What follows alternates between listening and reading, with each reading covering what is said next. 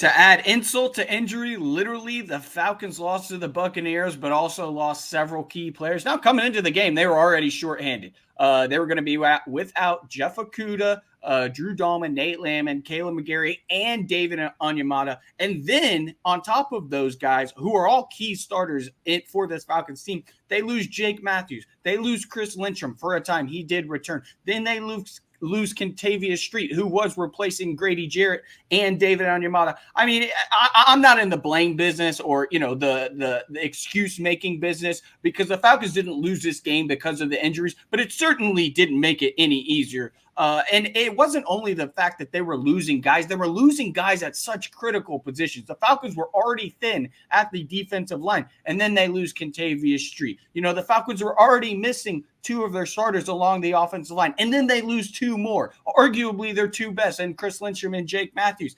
I mean, it was a tough pill to swallow for the Falcons on this game in general, and this, like I said, adds insult to injury, salt to the wound, whatever you want to say. We're sitting here on Monday, and we got to win this Panthers game, and we could be even more shorthanded, Chase.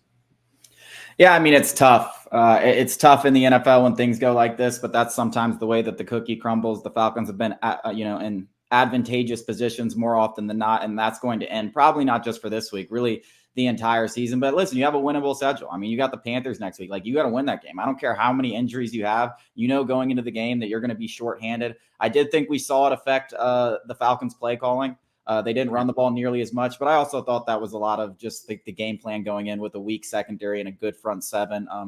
But hopefully they can, whoever steps up in the offensive line can get some push, because how the Falcons win. If they're running the ball correctly and running it and doing that ground and pound game and working Desmond Ridder off that with read options and play actions and stuff, this offense has proven to be pretty good when they're working like that. But when they're not, they make mistakes. And you ask Desmond Ridder to do too much, and he can't do too much. He's not that kind of quarterback. At least he's not that kind of quarterback yet. So that's the biggest thing to me when watching this team. I think the defense is just going to have to do what they keep doing the last couple of weeks, which is bend but don't break. They're not going to be this unit they were the first 8 weeks. They've just got to keep teams out of the end zone and hope their offense can get something going on the other end and play complementary football, or they're going to find themselves out of the playoffs again.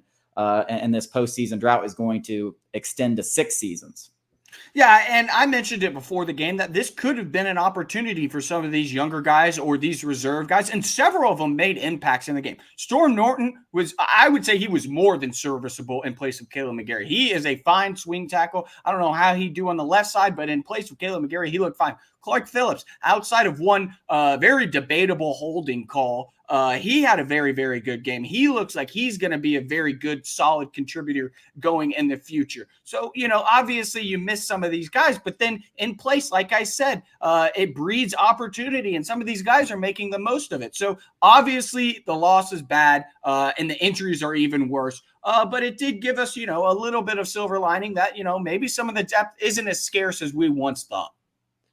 Yeah, I'm glad you mentioned Clark Phillips, because in kind of a dreary day where you feel like you let a game slip away, he was one of those, very, very clear bright spots. Jeff Okudah's kind of struggled when he's been healthy in the last few weeks. And I think there's an opportunity there for Clark Phillips to remain in the starting lineup, even when guys get healthy. And regardless of whether he's starting or not, he looks like a very competent piece of this defense moving forward.